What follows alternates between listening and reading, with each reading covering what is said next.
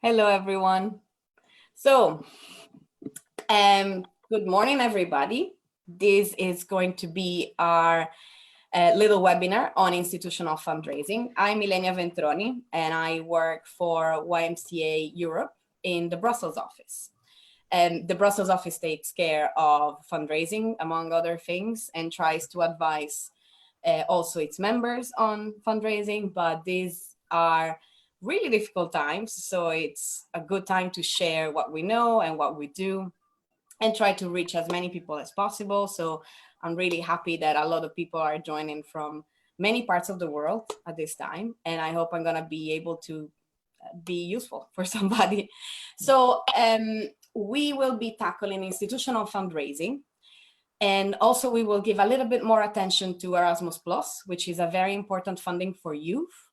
The fact that we will tackle a lot Erasmus+ does not mean that this webinar is only for European people. As you will see, Erasmus+ also reaches the very, very far ends of the world. And it's something that is available for everybody. And most of all, it is very youth-friendly. Or at least it should be, we will see. And it's also not only about Erasmus+, it's gonna be also about other sources of institutional funding. We will discuss what's institutional funding versus donor funding. And some of the things might be already known by some of you, I hope not most of them. And it's a little bit complementary to, for those of you who listened to Olga's webinar the other day, and I hope that it's not gonna be too long for you or too boring. I'll try to make it fun. Fundraising is never too much fun, but it's unfortunately very necessary. And especially it's gonna be necessary after these very trying times, which are gonna be complicated for most of us anyway. So without further ado, I think I can start to show you my presentation. You will be able to see this presentation is streamed live on Facebook. So if you have questions, you should post those questions on Facebook. And remember, there will be around 10 seconds delay for me to see them. So, you know, unfortunately, I won't be able to answer on the spot, but I'll try to be as fast as possible to answer your questions. I'll try to go not too slow or you guys are gonna fall asleep, but also not too fast so that you can actually ask your questions. And there's gonna be a Q&A at the end anyway, but if at any stage you are feeling a little bit like, oh, I'm lost, just let us know, all right? So, without further ado, we can start with our presentation. There we are. So here we're talking about European fundraising for youth. As I said, it's not about who can participate, but who will give this funding for you. So a bit of an overview. We will be talking about what's institutional fundraising. We're gonna have a little bit of a look at Erasmus+, a little bit of the key concepts of Erasmus+. This is because it's gonna be mostly about language. Sometimes the language used is not intuitive, so it's not the way you've been using that word until that day. It's a bit of a language that has been used by this specific donor, but it's gonna be, you know, me trying to navigate you a little bit onto these concepts. And then we're gonna be talking a bit about the more practicals of an application to Erasmus+, but it's gonna be useful for most European applications. Tips and tricks, again, you can use them to apply for Erasmus+, for European funding, or for anything really. And also then, I guess this is gonna be interesting for most of you, we're gonna look at other funding available for youth organizations like us. And well, it's not only available to youth organizations, of course, but youth organizations are among the beneficiaries. So this is mostly what we're gonna look at. So I think we can start now to look at our first concepts. So what's institutional fundraising? It's a name that looks a little bit, I guess, official, but it's simply to distinguish it from what we call unrestricted funding or donor funding. So what's the difference?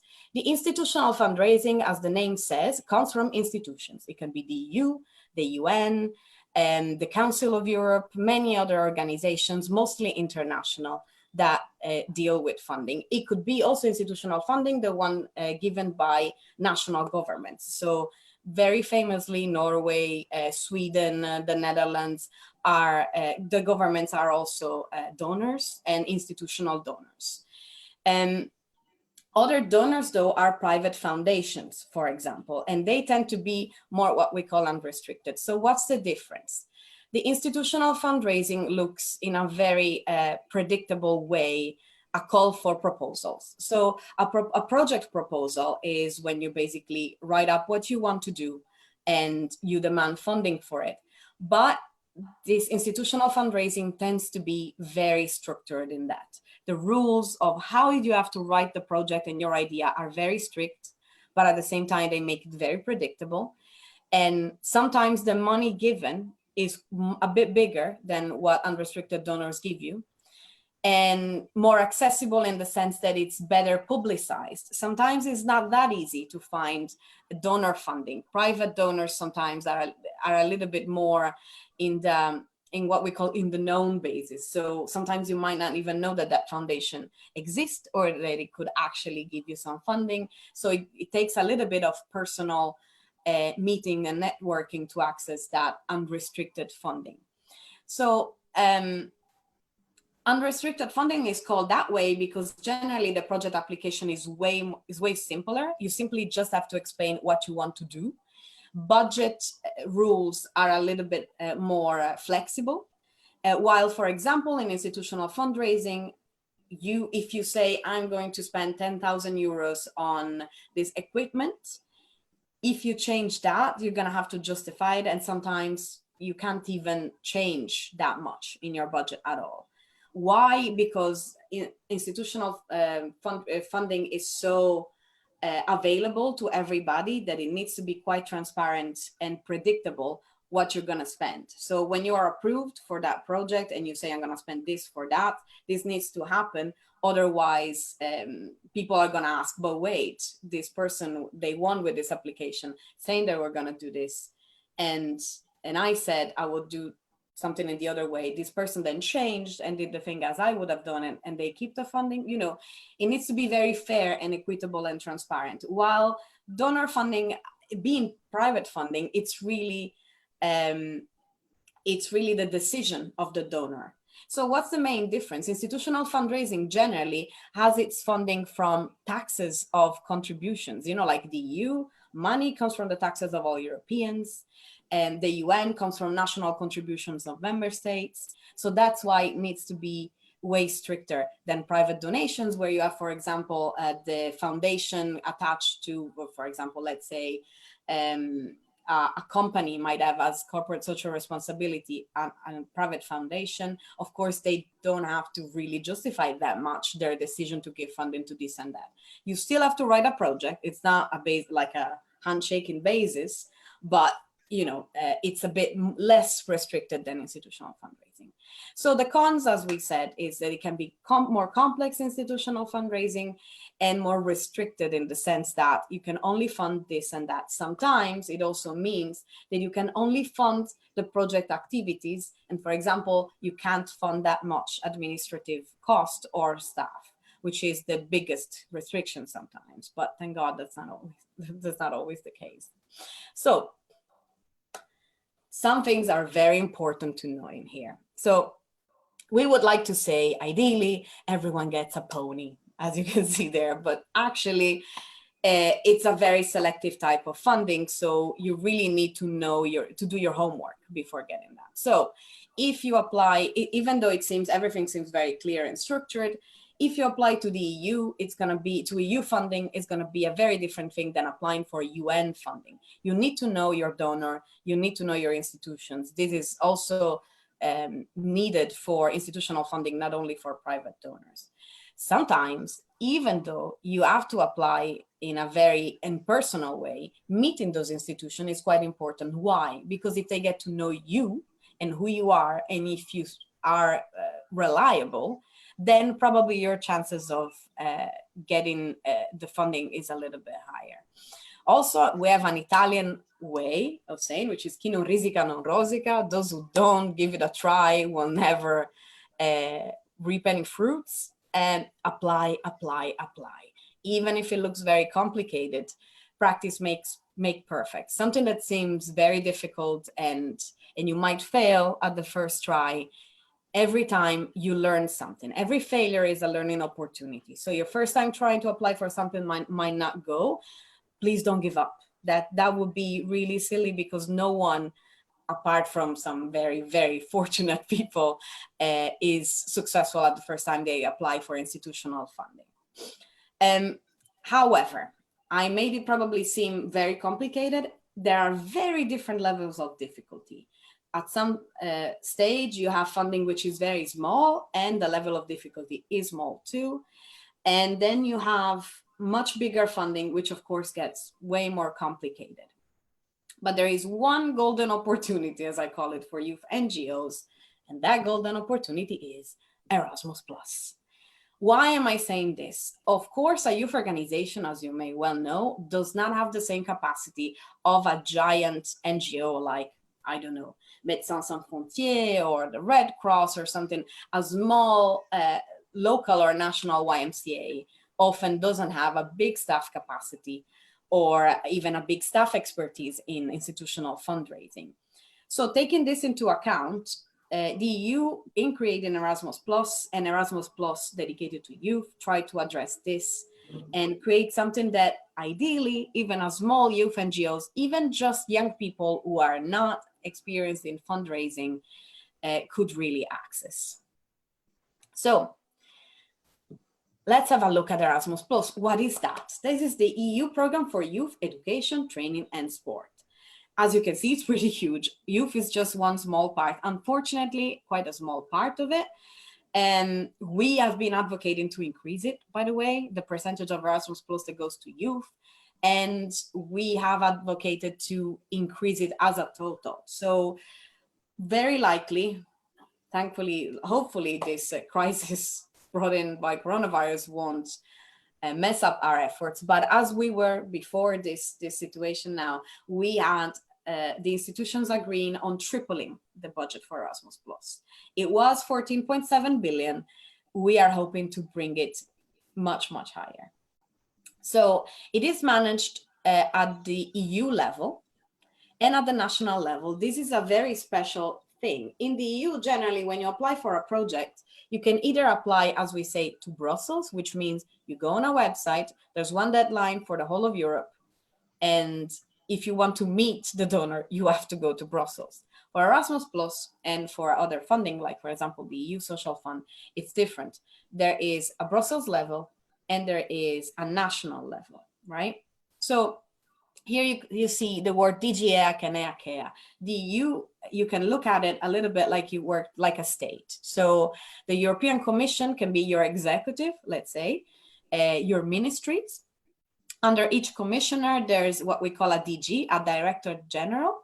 And so they go by thematic. So at this moment, the commissioner for youth and other things, innovation, etc., is Maria Gabriel from Bulgaria. She's the minister, let's call it the commissioner. And under her, there is the DG EAC, which is the Director General for Education and Culture and Youth. So this DG EAC also has an agency, an implementing agency, which is called EACEA, and this is the agency that provides the funding. Then we have what we call national agencies. I can leave you the link. Each European country and also other non-EU countries have national agencies that provide Erasmus Plus funding. And so what you see is that in the case of Brussels projects, you have one deadline a year, but for the national agency, they have 3 deadlines. So what it means is that there's a total budget for youth under Erasmus Plus.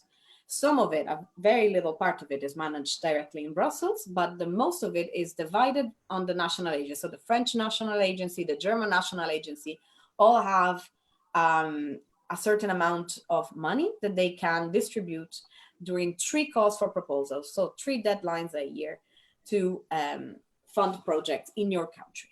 So there are what we call key actions, right? But one important part to know before is to know who is eligible to participate. So you're like, where are these national agencies? How does it work? So you have the 28, well, now 27. Sorry for not having updated that. It's just my heart. I try not to think about it, but the 27 EU member states and non-EU countries such as Iceland, Liechtenstein, Norway, Turkey, and Northern Macedonia. They are what we call, and plus overseas countries and territories, they are what we call program countries. What does that mean? If you are an NGO in a program country, you can be the lead of a project and apply directly for funding. The funding will go to you, and then you will have your partners and you will distribute the funding either to them or directly to their participants as reimbursement for travel, etc. We will see that later. And then still part of Erasmus Plus as eligibility, you will have partner countries. So for example, Armenia, Ukraine, etc. What does that mean being a partner country? It means you can't be the lead of a project, but you can definitely participate to other projects, send participants, etc. So the program countries all have their national agencies. They can apply directly to them, and they can launch a project application. It's very important to know this distinction, program countries and partner countries, because sometimes at your national agency level, the national agency might have some preference. So in theory, you should be able to apply in the same way at every national agency, everywhere. But actually, national agencies have their preferences. They're a little bit different sometimes. So for example, they might tell you that they used all their money that they allotted for projects with partner countries in the first deadline, say in October. And so they suggest you that if you have a lot of partners from partner countries, then you should apply in the deadline in October. This is why, as we said before, meet your institutions. It's so important. So, as we said earlier, Erasmus Plus has key actions. What does that mean? There's different types of projects. And we're going to have a look mostly at Key Action 1 and Key Action 2. Key Action 1 is the one that most youth NGOs might find useful to apply to. And you will see youth exchanges, mobility of youth workers, and ESC, former EVS. Those are the volunteering projects. And also you will see Key Action 2, mostly strategic partnerships. Key Action 3 is the support for policy reforms. Some of us have participated in it. It's about structured dialogue. It's a bit of an advanced thing in the sense that to apply for that, you better really know a bit more about the EU, a bit more about the EU decision-making process. If you want to know more about that, there will be on the 2nd of April this week, another webinar that I will host, where I can help you understand a little bit more about that. And that could be useful for you to apply for a Key Action 3, which is about teaching young people how to interact with European decision makers. So what about these key actions? Key Action 1 has 3 types, as we said: youth exchanges, mobility of youth workers, and ESC, European Solidarity Corps. So let's look at the youth exchanges. These are really simple. Generally, they could last as the activity, the core activity. So you working with your young people, it's between 5 and 21 days. You need to have minimum 2 countries involved. And you can involve 16 to 60 young people, maximum 35 years old. The age is really important because this is funding for youth. The EU, rightfully so, says if you want to train anybody else in anything, then don't choose the youth section of Erasmus Plus. You can choose the part about learning or the part about training, etc., etc. So the very, very, very, very important concept is everything you do under key action 1 youth exchanges has to be based on non-formal education. It means that you will lead an activity that will aim at the development of social, civic, key competencies for personal, civic, and professional development. This seems very vague, but this is something that you do every day. Any simulation game, any negotiation, any role play, these are the tools that you use. You don't sit people on a chair looking at a presentation like I'm forcing you to do. Very sorry, unfortunately, these online times call for that, but you involve them. It's a person-based approach, right? Now, talking very practically, the youth exchange is very practical if you have quite young people that are not necessarily your youth workers, or you might call youth leaders. So this is not the place where you train your summer camp leader. This is the place where you might offer an international experience to your summer camp goers, for example, right? And there's a lot here about intercultural awareness, learning about other people's countries. So it could be a very good exchange between France and Germany young people, that they get to know each other, they get to know each other's way of thinking, what they have in common, experience each other's culture, etc. Also, why am I saying this? Budget-wise, youth exchanges tend to cover a little bit less than the other actions in this this key action. So you might consider this if you're perfectly comfortable putting your people in very basic accommodation, for example, like a summer camp. And if you, for example, have your own summer camp where, you know, the coverage of expenses is a little bit easier probably. But also the educational program is not as intense as you will see later on the mobility of youth workers. This is because here a lot of the learning happens in very informal settings. So simply by experiencing things together and getting to know each other. So second one, very, very important, mobility of youth workers. It can last between 2 days and 2 months. However, 99% of the times is a 5 days experience. Why? Because it's a very important tool that we use to educate our youth workers. For example, say that our country has brought in a very new comprehensive law to protect youth in youth activities. So something like something to keep young people safe from harm, for example. And it's a really good best practice. You develop a good training. Say that you're in Finland, for example, and you'd like to say, oh, I would really like to share this with other YMCAs. So let's create a partnership with around 4 or 5 countries and get to share this best practice, and other YMCAs might have other best practices. Let's create a good training about safety, human rights, etc. And let's do it together in my country. So I, YMCA Finland, apply to the Finnish National Agency for Erasmus Plus with this project, and I have as my partners YMCA England and Wales, Thessaloniki, and France. So I will have 5 days from 9 to, let's face it, from 9 to 6 p.m. jam-packed with activities.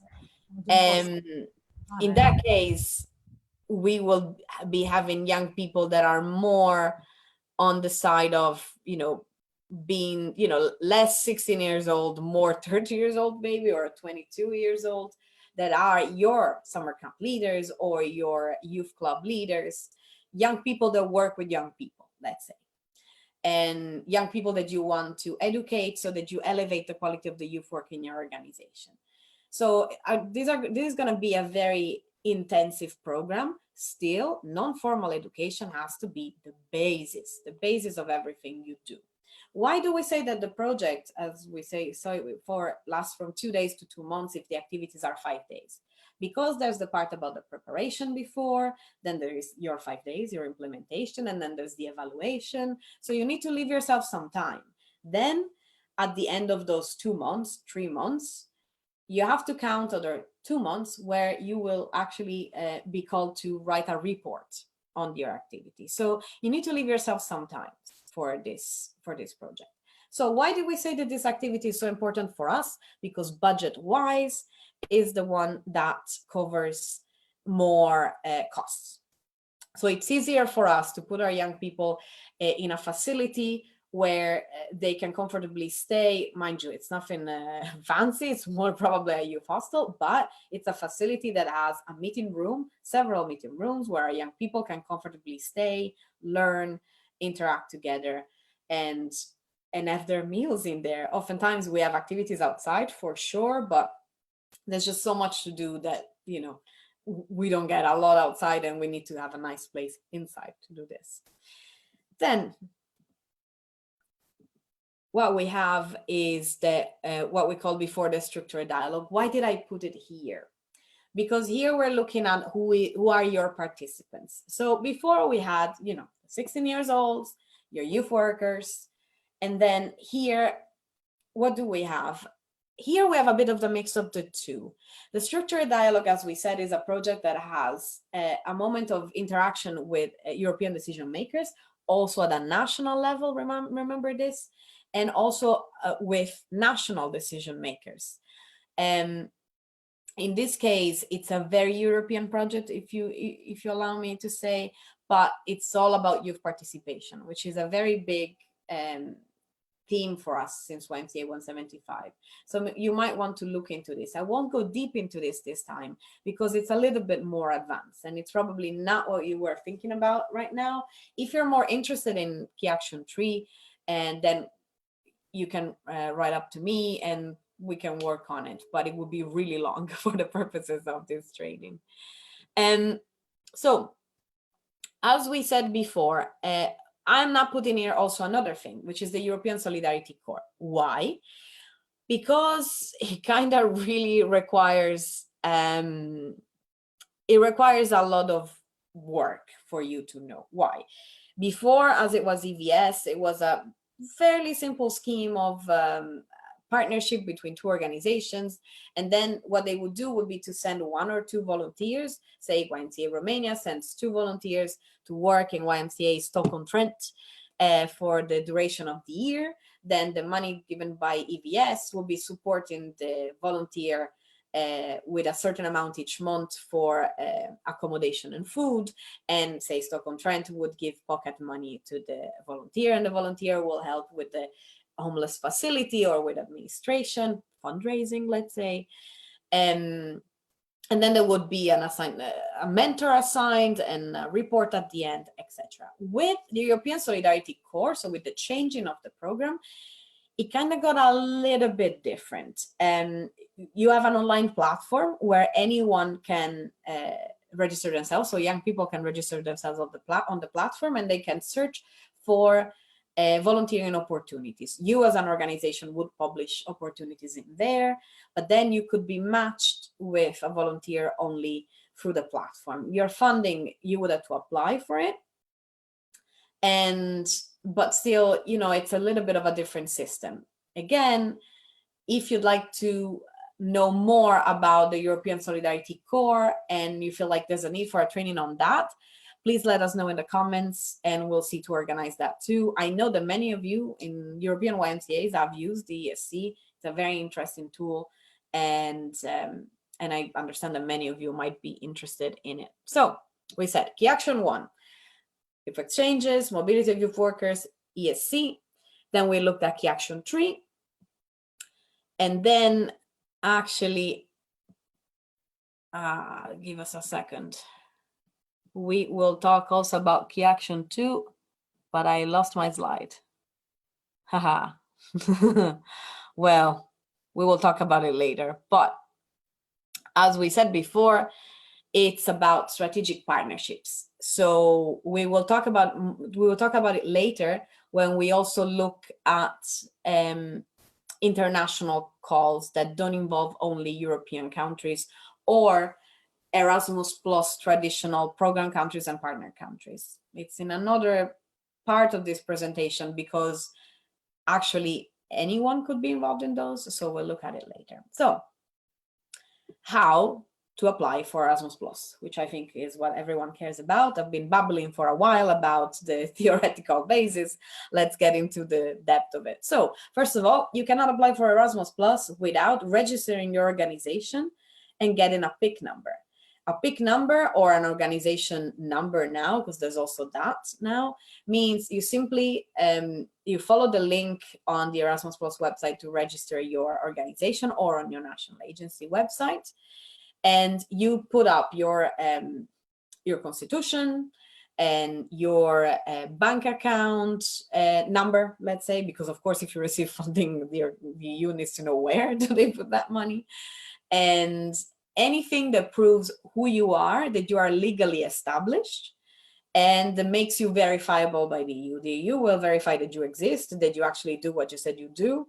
And so they will look you up. You know, all of you are registered legally in your organizations, most of you, in your countries, most of you. So that organization is relevant. If there is a national register for charities, you should put your number in there. Your constitution is important. The EU needs to know your goals and your objectives. Are you really a youth organization, or are you just calling yourself one, etc., etc. Then once you get a PIC number, you would say, let's go and, you know, click on the apply button. No, absolutely not. First of all, you need to know what you want to do. First of all, before anything else. Why? Because maybe your idea doesn't fit a Key Action 1 mobility of youth workers. Maybe it's much better for a Key Action 3. Maybe it's much better for an ESC. Who knows? But you need to be clear on what you want to do and what are your needs.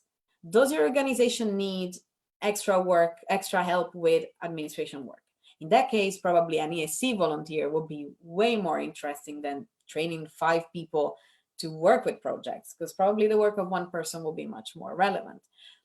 Do you see a need in your organization to be more socially relevant, but your people lack the knowledge or the tips and the do's and don'ts to start, for example, work with the homeless or work with disadvantaged groups? Then you'd like to and you need to train your youth workers on issues of vulnerability, on issues about mental health, etc., etc. Then you need to clarify it before. What are your needs? What are the needs of your organization? What is this funding for? What is this training for? Then you have to remember this: Erasmus Plus funding is international funding. You're not doing it just on your own. You need international partners. So you need to think, who do I need to do this? Do I have this expertise in-house to teach about mental health, or do I need the help of a partner? Say, YMCA England and Wales, I've worked on mental health, I've seen that.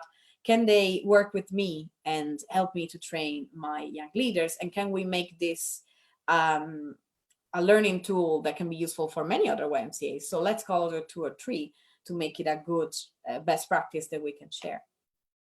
Then finally, you can write your project application. You have clear what you want to do, with whom do you want to do it, what are your goals and what are your needs.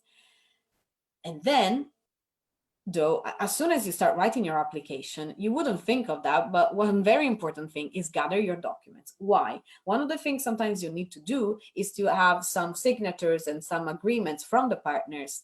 And sometimes, as you may know, getting a signature, getting the person who has the legal responsibility and the legal eligibility to sign a document might be a little bit different. So give yourself some time, give yourself some weeks, and get your people together at the very start, and get your documents together at the very start. And after you write your project then, and you have all your gathered documents, you can submit it. What happens after is evaluation by expert. We're going to go through this in a bit more detail later. And if you get approved, what happens is that you will receive straight away 80% of the grant. Why did we say that Erasmus Plus is so good for youth organizations? This is one of the reasons they understand that we don't have reserves often to start our activity. So it's very useful once we get approved that we already have availability to, for example, leave a deposit with a youth hostel, or book our catering or something like that. Once we have received the 80% of the grant, it's time to implement. So to start planning, and then to start your activity itself, so your famous 5 days. And then once your activity is finished and you have written your report, exactly what you have done, that's when you receive the remaining 20%. Why? This is why we call this money restricted. This is because it's public money and people really need to see that you've done what you promised to do. And this is why the last part of your funding depends also on how you did it, on how did you do in doing that. So the application for Erasmus Plus is an online form. So you don't write on a Word, save in PDF and send on an email. No, it's an online template. I will tell you, it's not the best. Sometimes it crashes. Don't leave it at the last time, because that online platform is the stuff of nightmares. It's very simple and understandable, but it's not the best software. You wouldn't believe it, but there it is. So you first prepare those documents we talked about. So even though it's an online application, there's some forms you can download, namely your declaration of honor. So you, as the leader of the project, you download this form and you say, did you accept certain rules? You can go through them. It's about your commitment. It's about saying, I am not in a moment of bankruptcy as an organization, yada, yada, yada. And you get your legal representative to sign that. Another document that you will download is the timetable, the program of the activity. There you really go hour by hour. From 9 to 10, we'll do an icebreaker. From 10 to 11, we will learn about human rights, etc., etc. And then you have what we call the mandate. These are the important documents you want to gather at the start. It's a simple one sheet where basically I, YMCA France, agree to do this project with YMCA Finland, signed the legal rep of YMCA France. And there you go. As you can imagine, people are busy. You want to send this mandate early on while you're writing the project, not at the very end. Very cool thing. Why do we say that Erasmus Plus is so handy for youth organizations? There's no separate budget. You don't have to fill in like an Excel sheet. And if you're not the best in maths and you're going to go crazy, absolutely not. You have a place where you simply have to insert, for example, they will ask you, how many participants go from Belarus to Finland, and then you have some distance bands that explain from this to there, it's this amount, and then you have some set amounts of money that are already set there. So if you say this person from Minsk to Helsinki, then you select the distance band. So from 200 to 300 kilometers. I'm sorry for my geography is terrible, so I apologize in advance to the geography buffs in here. And so 200 kilometers to 300 kilometers distance. The program creates itself the amount of reimbursement you will get for that participant that travels that distance. It's automatic. It's all there is, very simple. And then there are also set amounts for what we call accommodation, what we call operational grant. What is it? In this case, it means accommodation and food. The amount, even there, is set. You just put how many days will this person stay, minus the travel days, in Finland, and then say that it is around 70 euros per day. It's going to calculate it automatically. So a very simple budget form. It's online. You're going to have to tinker a bit with it. For those who, I'm sorry, tinkering means like you just work with it, you play with it, you see how it goes, and etc. But it's quite straightforward. So it's a system where you have 3 deadlines. So one in February, one in April, one in October. Every year, the actual cutoff date kind of changes. So you really need to look at the national agency website. Your project can start an average of 3 months after that, if you're approved, obviously. So when you plan 6 months ahead. So if I'm applying for the April deadline, I'm really looking to start and plan. I mean, in theory, I can, if I apply in April, I'm gonna know by September what I'm gonna do, but my activity better start just by January. Otherwise, it's gonna be a little bit tough. Maximum December, let's say. It's gonna be a little bit tough to say, launch an open call, select my participants. There's a lot of time that you need to allocate for that. So you're gonna see the online form, and you're gonna be required to fill in a lot of things. You have the objectives. So what do you want to do? As Olga said, there's a difference between aims and objectives. But then you're going to have the logistics. They're going to ask you, where are you going to do this? Where are you going to put these people? But also you have to think about learning outcomes. What's the difference? This is a one step further from objectives. The learning outcome is what you want people to actually learn. And so you might say that you want them to, you want young people to, you want to increase youth participation, let's say. This is your aim. Your objective might be you want young people to know more about how to become an advocate for youth in their community. Then your learning outcome is that young people know what are the advocacy platforms for youth in their national setting, for example. So this is your learning outcome. There's many more learning outcomes under an objective, of course. And then you have the methods. How are young people going to learn? Are they going to use a simulation game? Are they going to use a negotiation? Are they going to use an icebreaker? Up to you. Always use non-formal learning methods. Cooperation. Who are your partners? Why did you choose them? Did you choose them just because you're great friends? Not enough. Erasmus Plus won't be happy to know that you just chose your friends for this project. They need to be bringing something to the plate. Then you're going to be asked about impact. This is so hard for youth organizations to measure. How do I know that if I train a youth worker to learn about human rights, they're going to change the culture of an organization? I can try to measure that. For example, I can say that I will give to all of my youth workers the homework of implementing a human rights based approach training in their summer camp, in their local organization, in their scout group, in their tensing group. Like that, I can say potentially I'm reaching this amount of people. And it makes it a little bit easier to measure impact, because impact has to be measurable somehow. You can't just say, I will change the culture of an organization. Erasmus Plus will ask you, how many people? Are you sure? You need to provide something that is measurable. And Olga talked a lot about measurable impact the other day.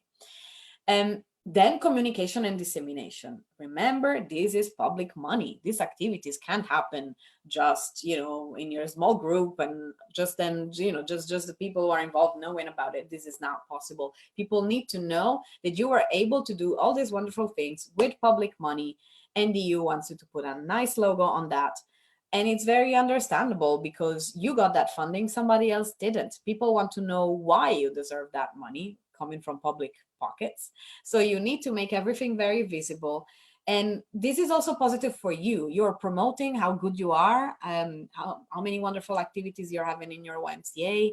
It's something that you should be proud of. So you can see that it's something that will be very, very useful for you. And then, is evaluation part. You need to show people that you care, that your people are learning, that your participants are learning. You need to try, and you don't need to do that only by surveys. People are like, okay, I'm going to ask questions. It's like a school test. You don't need to do that. You are experienced trainers. You know very well that there's plenty of non-formal learning activities that you can do to evaluate if people have actually grasped the concepts.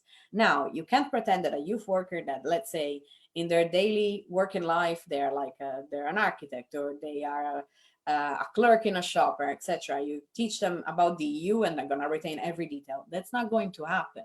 But what you want and what you can measure is that they have understood what the EU is for example, if this is just one topic, and what are the channels to know more about it so that they can further self-educate, etc., etc. So you can make, for evaluation, you can make a good evaluation strategy without going, crazy about it, and it can show that you really cared about the learning process. Then, as I said, the budget is actually quite interesting. These are, what you put in there are unit costs, right? As we said, it's not about exactly how much you spent. The EU is going to give you a set amount, and you're going to spend, probably sometimes you're going to spend less than that. And what you can do is it depends really on the national agency. You can maybe reinvest what's left, or you can keep it. Some national agencies are very flexible with that. For our German audience, the German National Agency is very happy if they know your organization and they know the YMCA very well, and they work very happily with them to keep your extra funding for a further activity later on. And as we said, the travel cost, for example, is based on distance bands. There is a page where there is a distance calculator for the EU, so you don't even need to calculate anything yourself. You just insert where your participant is coming from, where are they going, and they will give you a distance band, as it called. So, you know, from 0 to 100 kilometers, from 100 to 300,000, whatever.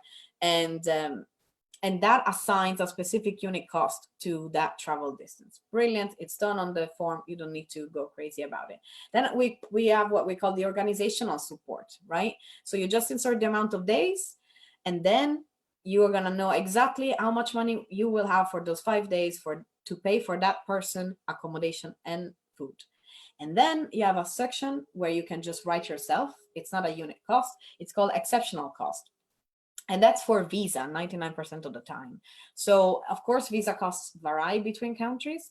Remember, you can't just write anything in there, because then you're going to have to attach to the project the receipt of how much your participant has spent for a visa. So you're going to require a certain amount. Also, the national agency is not silly. Everybody applies for this, so they know the cost of a visa for that certain country. So there you go. So the budget, as you can see, it's not crazy. You know why it made sense to look at this funding? It's because it's actually quite friendly. So the evaluation part, we're talking about Erasmus Plus. Remember that this is basically the same for any European project. And this is why European fundraising is sometimes looks so complex. It's because you have one or two external experts. So these are not in-house national agency people. These are people that are placed everywhere in Europe. So when you write this project, these people might not know what the YMCA is. They might not know what you're all about. So how clear are you in explaining what you're doing is vital. These people are literally coming from nowhere reading out your project.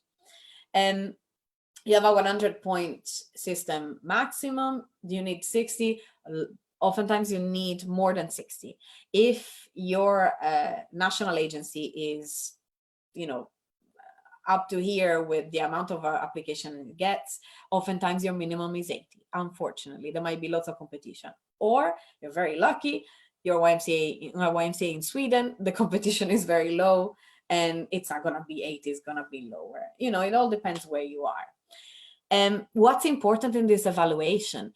How relevant is your project to the goals of the EU? What does it mean? You have to look at the EU youth strategy. Please look it up online. It's called Engage, Connect. You're gonna see it. There's a lot of keywords. Use those keywords and make your project match what the EU is asking you. And to be honest, the strategy is so general, so broad, that if you are a normal YMCA, you're definitely going to match it. But you're going to have to express it properly so that these external people that don't know who you are, never seen your project, will understand exactly how do you contribute to those goals. And also, the part about impact and evaluation and dissemination, remember, is quite important for these people because it also explains who you are and what is your network and how far can you go with what you're doing. So say that you have sent your project, you failed, disaster, or even you win, amazing. In both cases, one thing you have to do, read the evaluation.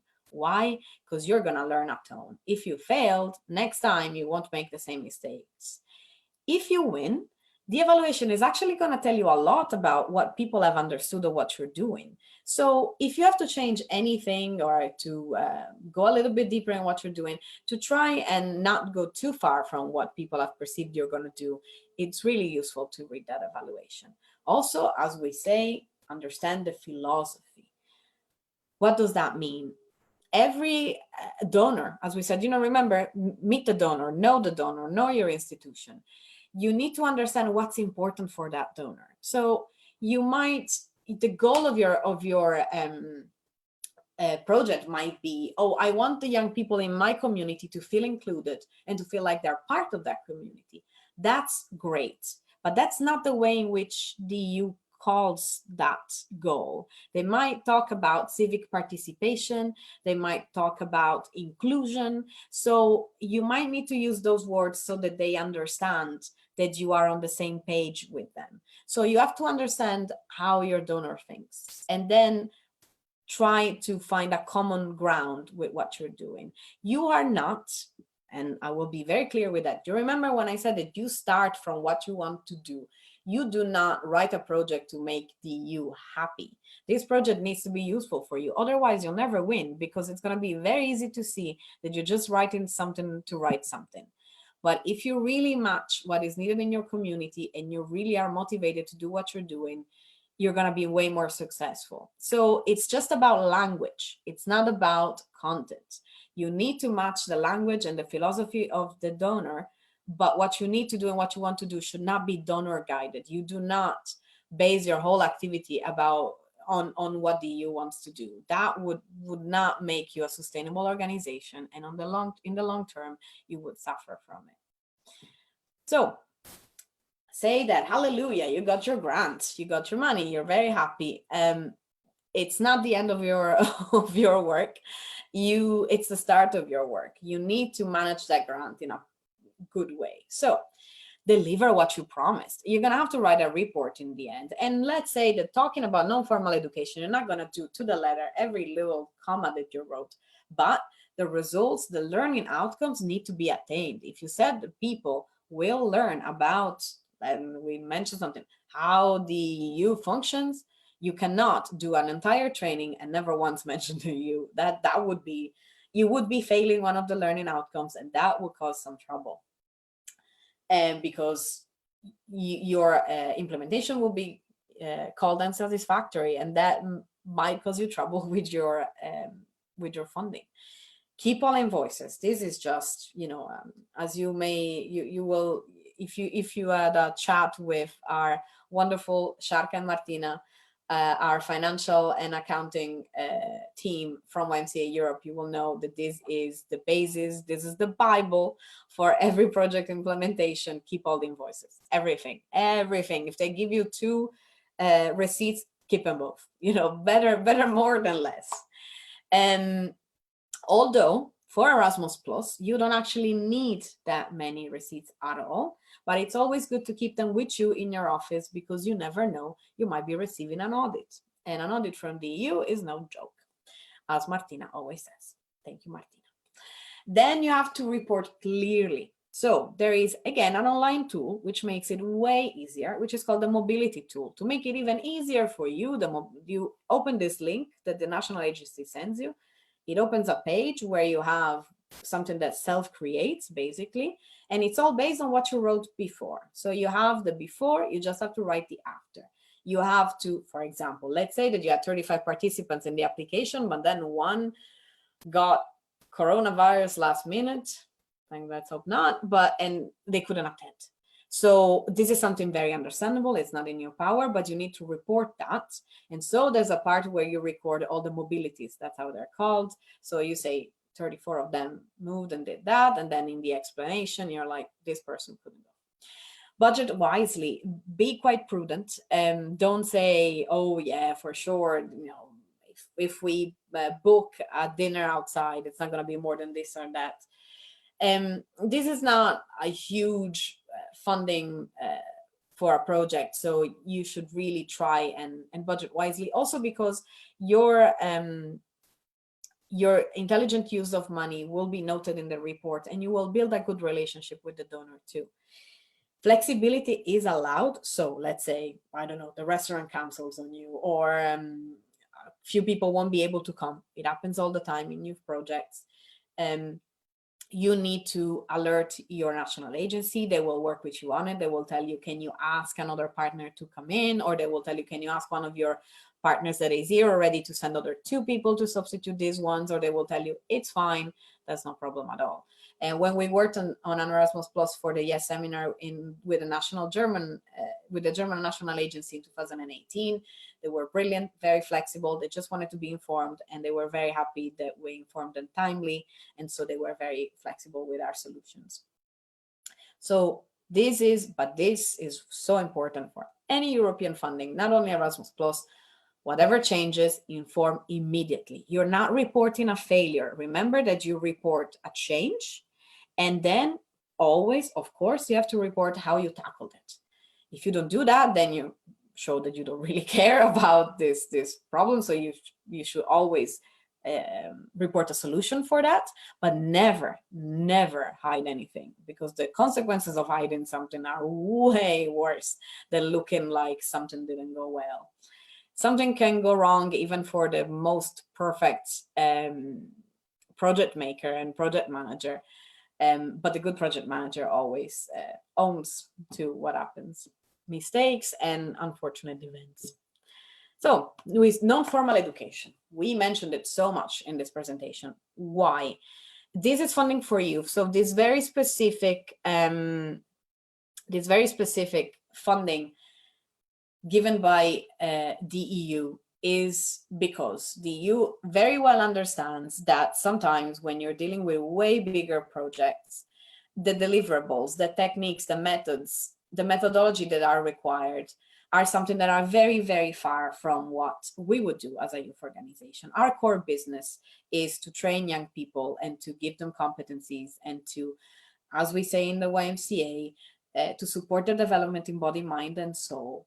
This type of core business sometimes is not easy to report on, say, development aid funding, but it's surely way more easier in Erasmus Plus. It's actually, you have to report it that way in Erasmus Plus. You have to present it that way. And this is our space to do what we do. So it's at the heart of all our project, non-formal education. But what does that mean? Because I know that many of us do it, but they don't really theorize about it. So here you're gonna need to put it down in words and to use the right words for it. So what is non-formal education? The definition is so hard and sometimes it's not really consensual, but we all agree that it's learner-centered. So you don't just put a presentation here and hope that people listen and learn and retain. No, you need to look at different styles of learning. You need to let people participate, to ask you questions, but also to bring something of their own to the table, so that people are learning on two stages, from a conceptual point of view, but also from an emotional point of view. And this is how our concepts, even though we use less Excel and less PowerPoint, the concepts seep through and stay with people because they are connected to a deeper level than the only rational one, let's say. The stereotype is that it's just group work, post-its, flip charts, you've heard it all. It's actually much more than that.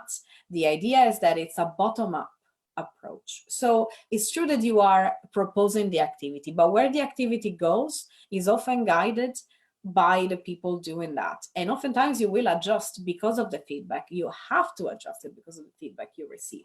And this is something that you have to put in your application as well, how you already decide that what you write there might be changed by the feedback you get from your participants. Now, there are many activities you can do. Maybe you're stuck with the same one for years. I encourage you absolutely to go and look up the Council of Europe portfolio New Work to find way more new ideas for non-formal learning methods and many topics that maybe you haven't tackled before because you thought there were no non-formal methods to tackle them, but there you find a treasure trove of inspiration. So here, this is something that I'm going to go fast through because Olga has talked to you about it a lot. But this is just about language in Erasmus Plus and in European funding in general. You're going to talk about project, of course, is the overall thing, the activity. So those are the 5 days that we talked about, the session. So that could be probably the day, your 1 day of training, and then the activity. So that could be your 9 to 10 activity, introduction to the topic, or your icebreaker, etc. So you're gonna have this presentation available and the recording, etc. So you can keep looking at it as well. But this is just for you to understand the different names. What is name what? And so we talked about the very important learning outcomes. What is a learning outcome? Is what does an individual learn from the project? You need to be clear, realistic, and relevant. These 3 words are not synonymous. Each one of them means a very specific thing. You need to be clear. So the moment I read a learning outcome, I need to understand what is it. Second, it needs to be realistic. A learning outcome cannot be, I want, like, my participants will learn about every program and every policy of the European Union. That is crazy. It's really hard. You're not going to be able to do that. You can go smaller and say, our participants will learn about EU youth policy. Doable. You can make it in a nice learning unit. You can do that. It's realistic. Relevant. Why would your participant need to know about EU youth policy if they are, let's say, your budget, your youth work staff in charge of budget? Probably won't be touching on EU youth policy. However, it would be much more interesting for them to know about EU youth program budget rules. So it needs to be, every learning outcome needs to be relevant to the logic of the project. As Olga said the other day, logic. So important. And the learning outcomes, why am I insisting on that? In Key Action 1 project, they are the core of the project. If you say you're gonna teach that, you're gonna have to teach that. So what keywords do you use to describe a learning outcome? Know-how, skills, behavior, key competencies. Anytime you use these words, you are describing a learning outcome. So it's a little game for you here. So on your left, you find your activities. These are the activities you are describing. And on your right, you have learning outcomes. So I guess some of you can spot what is wrong between the column on the left and the column on the right. Can any one of you tell me what is not matching in there? You can write it in the comments if you're not already deeply asleep.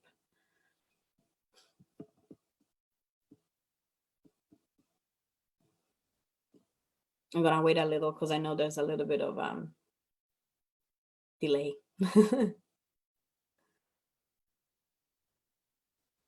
So I'm gonna wait a little bit for you. As you can see, you have 8 to 10 icebreaker, 12 to 14 fishbowl debate on pasta making. And apparently the learning outcomes out of this will be digital skills, learning to learn. On the day 2, you visit a local NGO, and apparently you can get a change in attitude about intercultural awareness. Day 3, you create a poster on growing strawberries, and you get some knowledge on the culture of strawberries. And on the day 4, you have an evaluation and reflection on what you learned, and the skills that you have got from all of this are about dancing. So tell me if you see anything wrong there. I see there is no question so far, or no answer. So I can ask you this question myself. So if you have a fishbowl debate on pasta making, and then you talk about the culture of strawberries as a knowledge that you will acquire, and then the skills, you say that the skills you get is about dancing skills. Can you see something wrong in here? It is a gigantic, exactly. Somebody's saying dancing. Dancing is the trouble here. It's never the trouble, but in this case, it might be. Anybody else? Okay. So if you observe all of this, you will see that between what you say you will do in practice, between what you say you will learn. And here somebody say, I can see day 4 activities is not relevant with the outcomes. Exactly.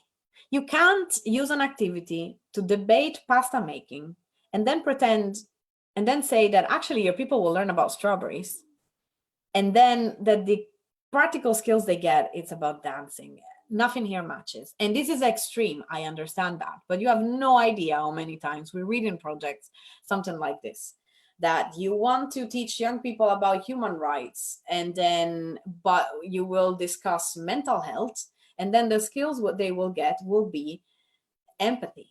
But you're like, when did you learn what and how do these things relate? It can't be that way.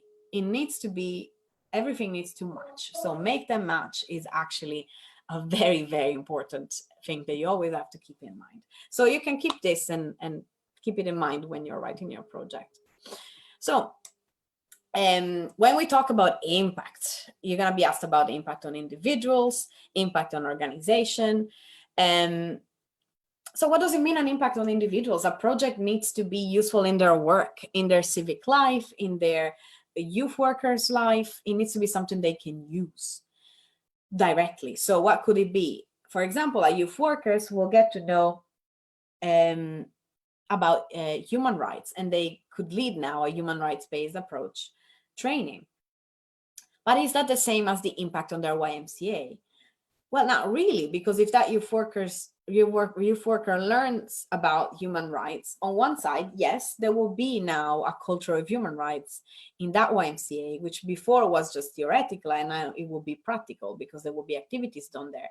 But also a byproduct of that is that if enough people will participate in those activities, that organization will be perceived as an organization engaged in human rights awareness. And that is the impact on the organization. A small impact is okay.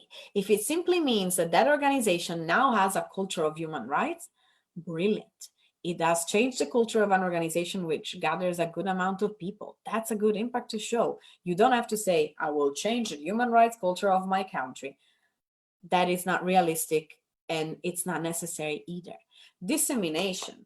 This is quite important because the impact there, you can see it is first on the individual, then on the organization, but then how are you promoting this to the outside? How do you get to the larger public? Maybe in your country, there's not a lot of human rights awareness, but if you say that, for example, your YMCA is promoting online on social media an activity that they are doing to learn more about the rights of the child, so the rights to an education, the rights to play, etc., then what you're doing is you are disseminating this knowledge to the larger public.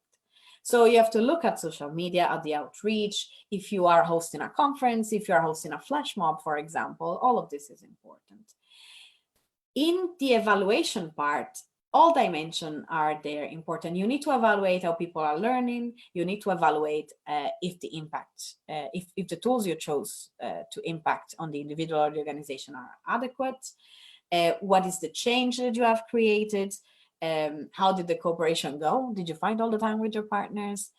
You can call it another way. There were some dialogue difficulties or something like that, but you need to evaluate everything and the quality most of all. So did you improve the quality of youth work in your organization? Something to evaluate. There's a first and there's a before and there's an after. So as we said before, we were looking at there more of a key action one dimension, right? Mobility of youth project, youth exchanges, ESC. A key action 2 is a bit of a bigger project than that. There's not just those 5 days. There can be more than one mobility. This is how we call this 5 days. It's a mobility. People travel all to one location and learn in one place.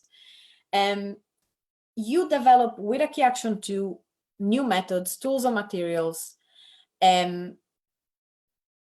You can share an existing best practice, or you can create a new one. So that's quite important. And also you talk about new youth work approaches, but also you might want to do that in cooperation with other sectors. So for example, you want to start a culture of mental health awareness in your organization. To do that, you team up with your department of psychology from your local university. So you get a couple of young teachers to join you to advise on the materials to train your young people. And you want to spread this knowledge to local schools. So maybe you get in touch with the local, well, with the Ministry of Education or with the local school board, and you bring non-formal learning activities in schools related to mental health awareness. You have now teamed up with university, one sector, and local authorities, the school board. So this is the magic trio where you have youth organizations, formal learning, so universities, and local authorities like the school board. And so you're bringing this to a larger audience. So you can understand that before we were talking about a bit of a smaller thing. Key Action 2 is the next level where there's a little bit more of that plan. So the words are different. And when we talk about impact here is of course a little bit more broad. Oh, Alexandra is leaving us, so I will say bye to her for a second. Thank you for coming. So why is this slide here? You'd say it makes no sense, but it actually does. What I told you before needs to be broadened up when you go to a bit of a broader level. So before, your outcomes are more on the education or the organization. With Key Action 2, you need to produce what we call an intellectual output. So it's not only about saying, I thought about human rights and now this youth worker will do activities. You have to write down maybe a small manual, a bit of a toolkit of non-formal learning activities where this culture of human rights can be spread among other organizations. So you have to think in this way. During a Key Action 1, it's a very easy way and a very cocooned way to use a word very common in Ireland today, for example, a very cocooned way to do your activity. Once you go to the broader stages with more partners or partners that are not in the youth sector, then you have to look at a way in which these results are more formalized. So, in a Key Action 2, for example, you have the establishment of youth networks of, for example, as we said, with academy or with academia or with regional authorities, etc. So here you have a bit of a list of activities. You want to look at Key Action 2. Why would you want to look at Key Action 2? A Key Action 1 is a 5 days activities and you have the costs covered. But if you want to invest in your organization to create a new expertise and to create new partnerships with other partners that you might want to keep up, and you want to work more across maybe 2 years rather than just 6 months, then a Key Action 2 is your best tool to do that. So I mentioned that Key Action 2 was important to look at a little bit after, and it's a little bit bigger because there's a level of Key Action 2 that happens at Brussels level. So there's one call per year, and there's 3 areas. One is the Western Balkans, one is Tunisia, and the other one we call the world. So in the case 1 and the case 2, the project lead can only be an organization based in the Western Balkans or Tunisia. In the case number 3, only a European NGO, for example, YMCA Europe or the World Scout Organization Europe office can be the lead. But partners can be literally everybody else. So any NGO based anywhere else in the world, basically everybody is covered. And this Key Action 2 works like the national Key Action 2. So the Key Action 2 we mentioned before is a Key Action 2 where you apply for funding at your national agency. In this case, you apply online again at a Brussels level. And that's why your lead can be, say, YMCA Europe, and then the partners can be NGOs, YMCA spread everywhere in the world. And in this way, you want to spread or best practices. For example, let's say YMCAs want to create an SDG curricula, for example, for all YMCAs to implement in their local or national activities. This is the best place to do that. You find a best practice, say YMCA Norway as a best practice about that. Then we take that as the core of the curriculum and we create something all together. We sit down around the table and we make something that everyone can use. The budget is bigger, is around 150,000 maximum. And it's not huge, especially considering we're looking at mobilities. So you need to budget wisely. You shouldn't have too many partners. And some administrative costs are covered as well. Quite a bit, actually, even a bit more than a national Key Action 2. So Key Action 2 is, let's say, the action where you open up a little bit first to the other organizations in your country in the national Key Action 2 calls, and then to the whole world in the world Key Action 2. We call the Key Action 2 a capacity building call. So there's a difference. Here in the world 1, it's all organizations are building their capacity on a theme. In the case of the Western Balkan or Tunisia call, it's organization based in those countries that are building their capacity. And they are doing that with the help of their partners. So for example, say in that case, YMCA Kosovo wants to establish a new tensing program. I'm just making an example there. Then they call up YMCA Norway and let's say YMCA Czech Republic to work together on establishing a curriculum and a new tensing program. So this is a little bit about key action 1 and key action 2 practicalities, the language, the structure of the application, etc. These tips and tricks, though, that I'm showing you in these slides, you can apply to literally any project, European, non-European, whatever it is. First one is the grammar clarity test. Do you remember when I said that the evaluators of these projects are randomers? Like, well, they're experts, but they are literally placed anywhere in the world. They have no connection to the thematic most of the time. The grammar clarity test means if your grandmother reads the project and they understand what you want to do, you're on it. The evaluators will understand too. Now, the evaluator needs to be an expert and etc., but they need that level of clarity. You need to be crystal clear. And it's so hard to do that because you are working from the inside. But this is why it's so important that other people have a look at your project. Then there is the common sense rule. You might be caught up in your beautiful dream and optimism about the project, but sometimes step aside and look at it from a common sense point of view. Does this make sense? Is this doable? Is this realistic?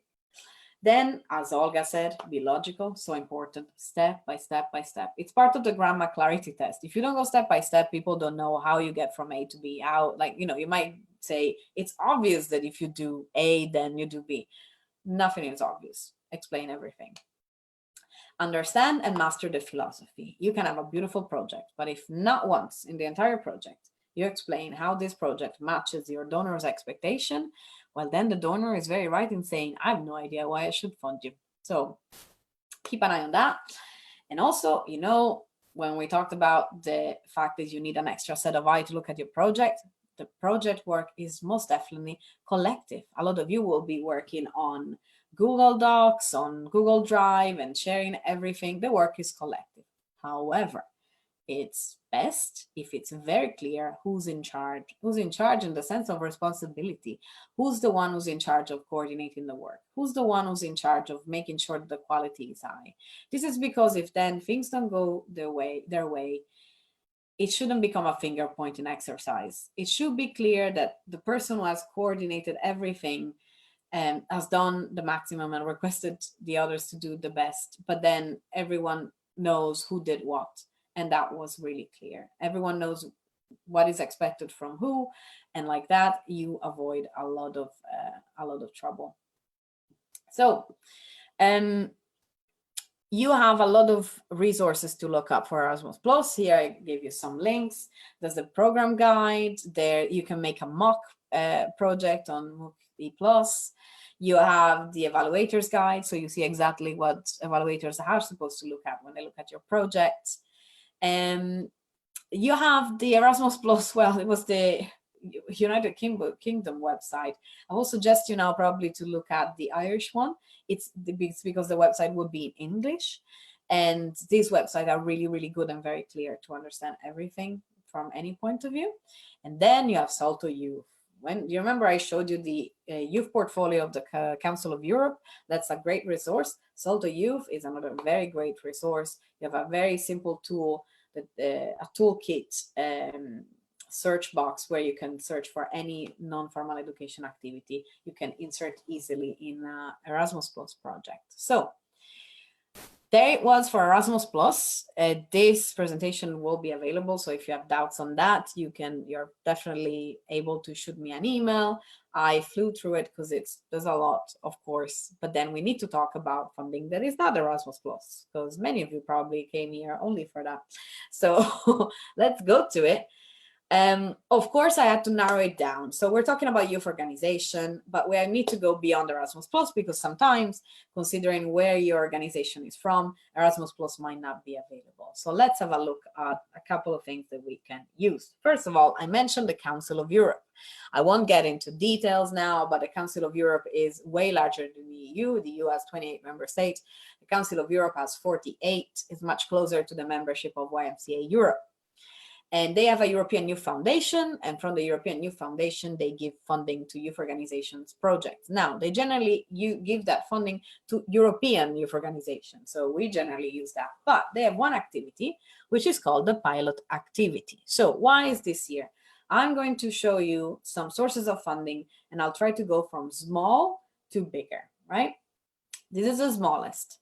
A pilot activity is a local activity, so there's no international partnership. You can't have your friends from YMCA, I don't know, Moldova or YMCA France flying to do this activity with you. No, it's just your local one, your YMCA, you're either YMCA Czech Republic or even better YMCA Prague, and you do this activity for your own community on your own. You have to respond to a local need. So what does that mean? If you do an activity to simply say, oh, I'd love to teach about the EU to my kids. Sorry, I always use that. It's a bit of a problem. I live always in Brussels. The EU is the word said everywhere. So let's say you can't just say, I'm going to teach about the EU to my young people in YMCA Prague. You need to show a need. You could say, for example, we have seen that our young people would love to be involved in youth participation, but they did not go to vote. We know they did not go to vote to the recent EU elections because they said they don't know much about the EU. So we want to provide this activity. Even better, the young people themselves from YMCA Prague should be the ones saying, we want to learn about this. This is why we're doing that. Youth-led, that's quite important. Responding to a local need, it's important too. Even better, this is an activity where you could say, there's a huge problem of homelessness in my city. My YMCA does not deal with homelessness, but we would love to organize a simple activity where we set up a new activity where we involve a lot of young people from our schools, where we just simply bring soup and blankets to the homeless people in our city. The list of activities is endless. You can do anything. Why? Because you get 10,000 euros. You don't need any co-funding. That's it. It's clean 10,000 euros that you get. Of course, you write up a very simple budget to show how you're going to use them. But if you get approved, that's it. You can do a lot of things with that. You need to answer, though, to the EYF focus teams. You will find them in the page in the links that I'll find you later, that I'll show you later. There's several themes that can be touched upon. This access to rights, inclusion, etc., etc. There's a lot of things that you can touch upon. So you can say, for example, my activity is on the homeless. It's about inclusion of people who are excluded from society, etc. And however, anything you do, you have to include gender perspective. What does it mean? Oh, 50% of my young people involved in this activity are women. Not that much. You can show that by in a very simple way. For example, saying, we're going to bring soup and blankets to the homeless people in our city, and we'll make sure to bring sanitary products to women, for example, because we know that they don't have access to that, etc., etc. This is a way where you're showing that you know the gender dimension of the problem you're tackling. It can be a lot of things.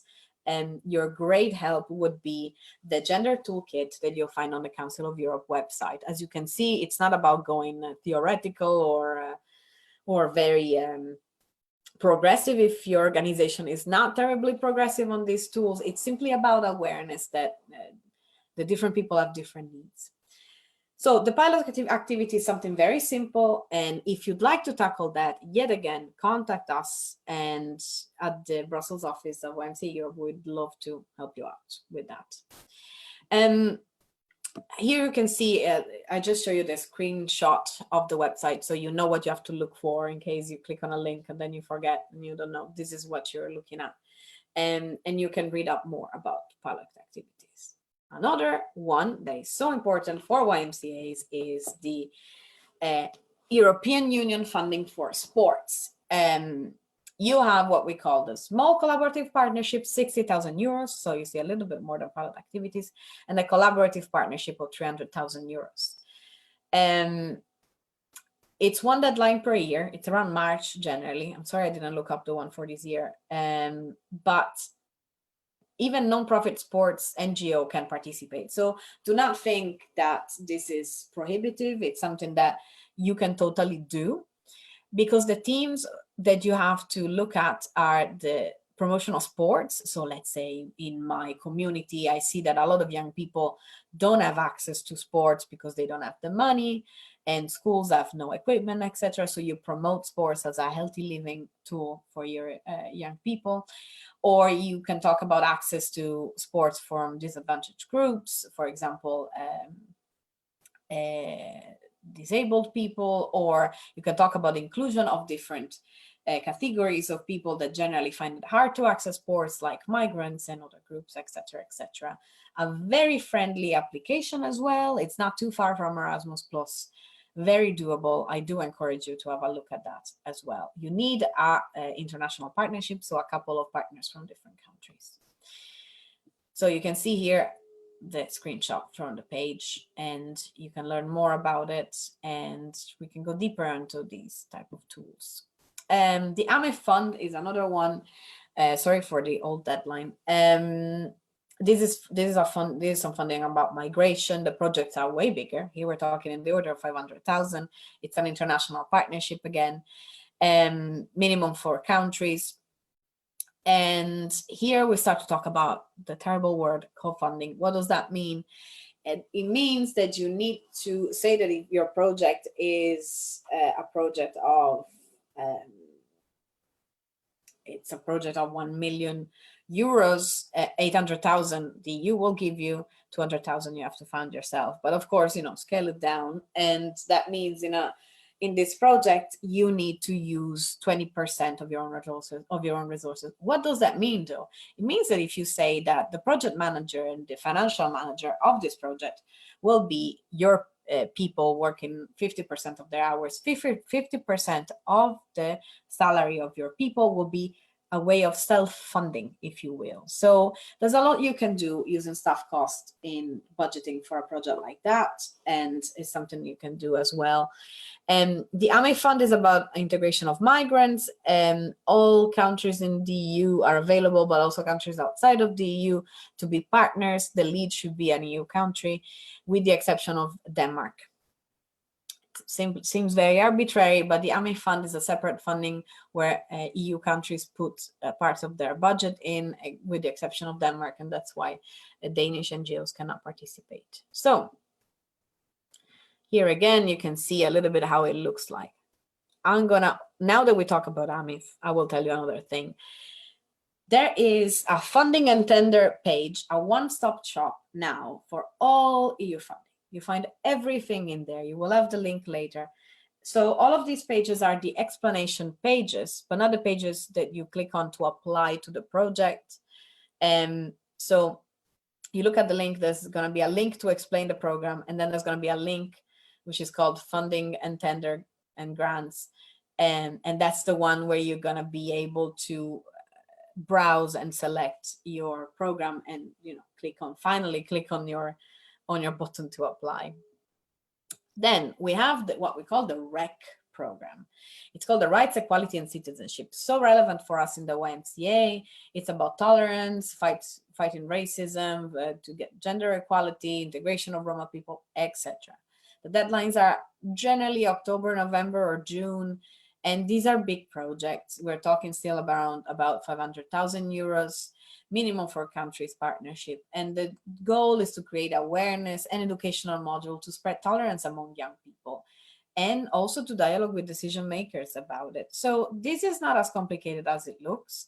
If you want, for example, to increase empathy and tolerance towards groups of newcomers in a situation of migrants or refugee that are coming to your community, and you want to create tools that also your partners can use in their own countries, this is some project that you could definitely use. Here again, you can see the explanatory page. Then we're looking more at regional funding. This is not EU funding, right? There we were looking at EU funding. And here we're looking at something that is not EU based. It's simply something that is based on regional cooperation. This is called the Visegrad Fund. So it involves Poland, Slovakia, Ukraine, or Hungary, Slovakia, Ukraine, cooperation programs. You can have education activities that are funded here, youth exchanges, human rights, and civil society projects. You have deadlines in February, June, and October. And here we're talking about smaller grants. Sorry again for jumping again to smaller budgets, but this is a non-EU grant. So the budget goes from 50,000 euros, but in our experience, projects that are approved tend to be a little bit more than 50,000. So this is what it looks like, the website, and you can explore it a bit because the deadlines and the type of project funded change. They're not totally always constant. The EU projects generally and call for proposals tend to be quite constant. And it's very useful to look at the work programs of each program because they announce what's in store and when the deadlines will be and the theme of the call in advance for the year. NED, this is another non-EU funding. It's the National Endowment for Democracy. The goal of the program is to spread values of democracy and participation. The project, to succeed in our experience, need to be a little bit big, around 80,000 euros or more. And the democratic values content is key to succeed. And the call, I won't lie to you, it's quite competitive. But why am I telling it to you? Because according to where you are placed and how urgent it is in your country to spread democratic values, you might be in a very good position actually to win. While maybe if you are a European organization in a very privileged setting, then you might not have a huge chance to succeed in there. So in theory, the grant is between 50,000 and 80,000, but we've seen that projects that are a little bit on the bigger side are more likely to succeed. So then we go on another, here we see the screenshot. Actually, it's a very friendly website, by the way, and quite a decently easy application to write. Then it's the competition, the problem. Then we have the EEA grants. Again, these are not EU grants. This is the cooperation, the regional cooperation between a number of countries that we call EEA. And so especially you see Norway quite involved in here. There's a lot of themes. Some calls are dormant, so it's not every year. They're once in a while. Some calls are recurrent. Here, the budget is slightly higher, between 100,000 and 300,000 euros.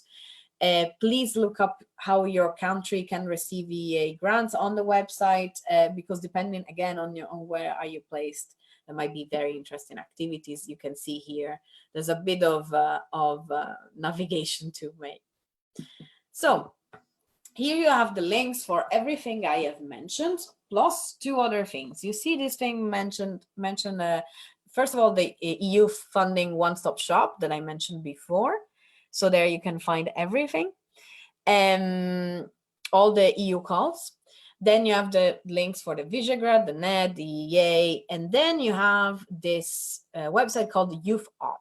Youth Op actually collects a lot of youth funding that is really related to advocacy. So to teach SDGs, to increase youth participation, and it's really global. So it's about a lot of calls that are quite open to non-European countries.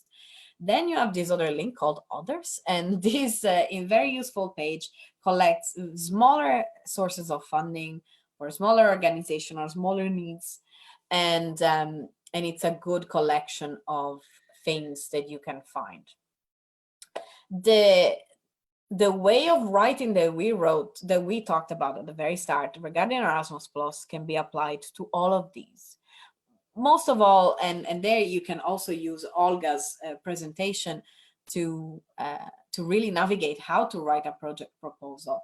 But the very important part that you need to keep in mind is that how easy it is to verify what you want to do, how well do you keep track of funding and budget and spending, and how transparent are you in your implementation? How can you report mistakes, and how can you report challenges, but also how you overcome them?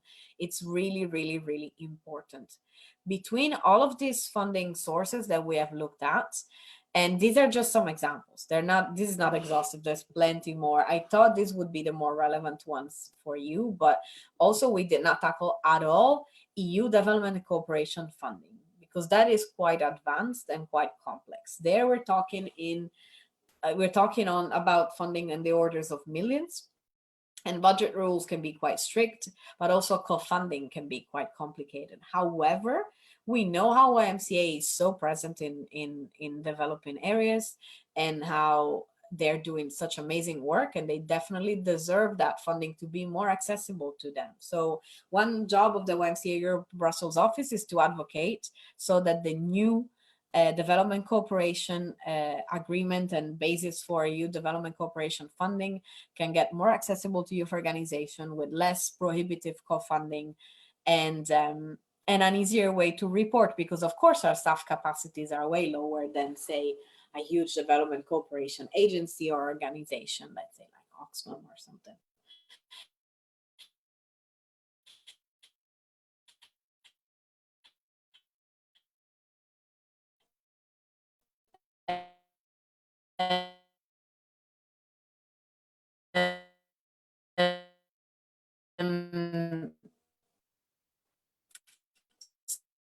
So I hope that this inspired you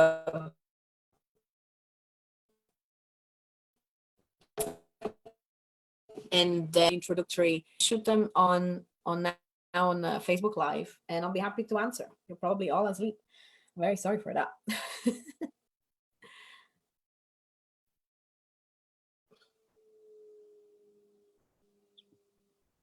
And I will wait those wonderful 10 seconds for anyone who has any questions. I can see some are running away. I don't blame you. And I can see some thanks in here. So if there are no questions, remember that you can think of another question. You can look up this presentation. There's going to be the recording, but there's also the fact that you can definitely shoot me an email anytime. I will actually write to you my email here. I can't believe I didn't do it. Why? There you go. And I'll write it over here.